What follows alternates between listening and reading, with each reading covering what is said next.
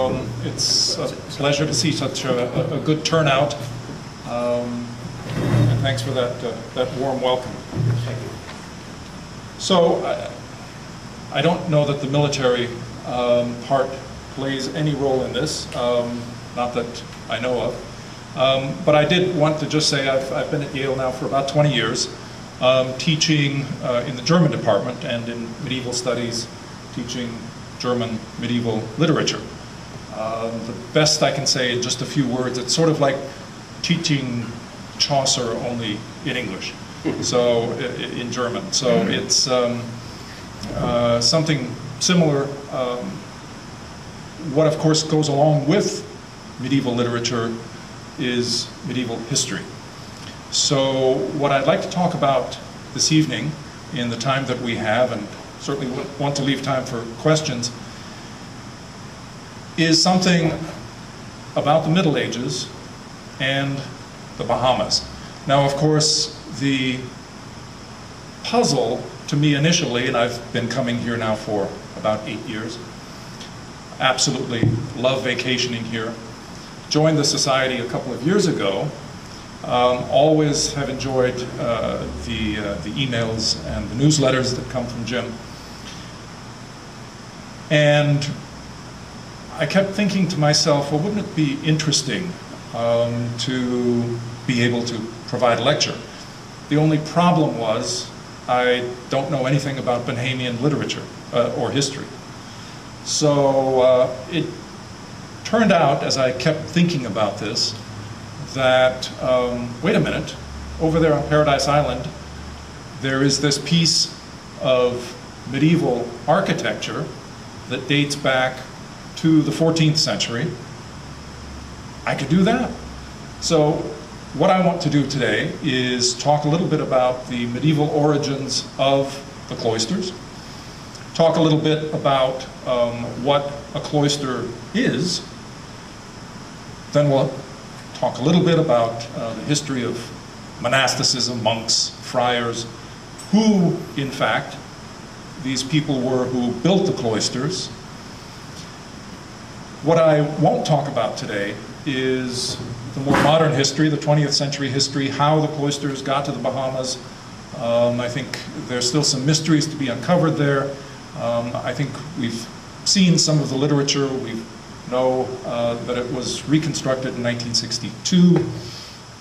But I thought all of that would make an excellent talk should I be invited back. So that's a project still to come. I'd like to certainly write that up and see what we can uncover about the how the cloisters came to the Bahamas. So let me start right away here. Obviously, we know what this is. This is our beloved cloisters. But what I'd like to do is orient you now to the cloisters both in time and place. Previous time and place. Where is it from? When was it built? And by whom? So let's look at some of the evidence. We have some evidence right here. In fact, there's, I'm sure you all know, there's this lovely bench right in front of the cloisters there. And inscribed it says this cloister was built in the 12th to 13th century in Montreuil, France by the Augustinian order, rebuilt in 1962, and so forth and so on. So that's a bit of information to go on, but I think we all know that as good historians, we should always be skeptical. So I think we need to approach this bit of information with some skepticism. We'll do that. We'll see that some of it's right and some of it isn't, but we'll investigate this a little bit more. What this symbol is over here, that's Latin, ora et labora, the meaning in English, prayer and work, a good word to live by. The only problem is it's not from the Augustinian order, but rather from the Benedictines, so we'll straighten that out a little bit too. Some other information that we've been able to uncover. This is an old book from the looks of it. You can see here Again, in Latin, Orbis Augustinianus. The date here, we can figure that out as 1672, if I've got my characters correct. And the author is Augustinus Lubin, or Lubin as it would have been in French. He wrote this book essentially saying, here are all of the Augustinian monasteries in the world, and where they are when they were founded. So we find here our first reference to, in fact, the place where our cloisters is from. Conventus, I'll translate the Latin, Montes Regalis. So this Montrejau in the local dialect, not exactly French, but Gascon dialect. Mons Regalis in Latin means King's Mountain. It's essentially related, an exact corollary to Montreal, Canada. We know Montreal, and there are lots of Montreal. This is another version of it. Montrego, Seu Montreal, Oppidum, in the diocese of the convent of Comines, super Neste fluvium, on the Neste River, in Vasconia, that's Gascony, in registrum ad annum 1420. 1420 is, according to this book, the first reference that we have to the monastery in the registry. Well, that's not the 12th century, it's not the 13th, it's the 15th, it's not even the 14th. So, what I've been able to uncover is, unfortunately, not a single date. We have two choices, and this, I think, will take a little more digging. It's either founded in 1308 or in 1381. Now, the most recent scholarship on this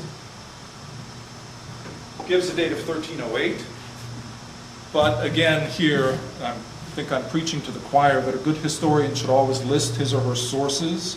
Unfortunately, that's not done in this work. So 1308, we're not really sure where that date comes from. 1381 is the one that the order, in fact, accepts now. Either way, and we're not going to worry about the date too much, but the scholarly opinion at this point certainly is that it was founded in the 14th century. So we can go with the 14th century, and that will be good enough for us tonight. Where is Montrejau?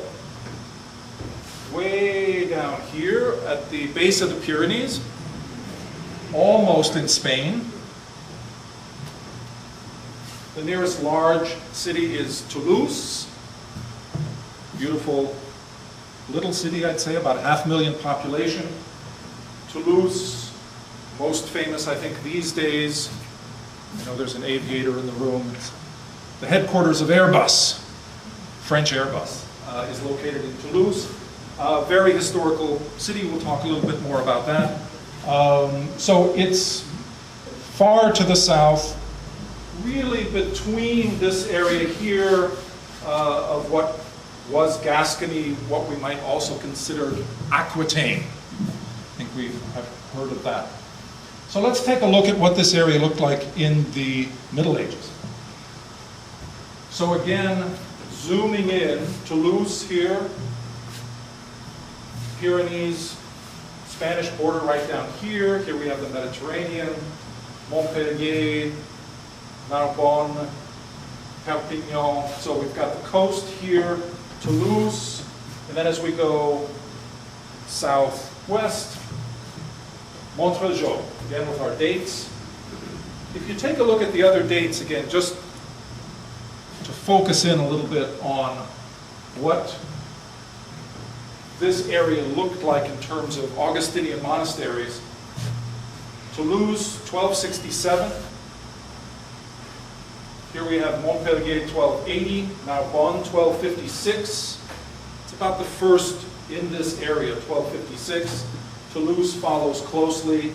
Then we have a series as sort of concentric circles going further and further out from the mother house in Toulouse into the late 14th century. So I think we have a good overview there of these different foundations, all of these being Augustinian monasteries. So I can't spend very much time, except just a minute or so, to kind of give us a flavor of what was going on in this region in the 14th century. Now we could go all the way back, all things pretty much English and French start in 1066. I think we have that ingrained in our brain. 1066, we know what happened.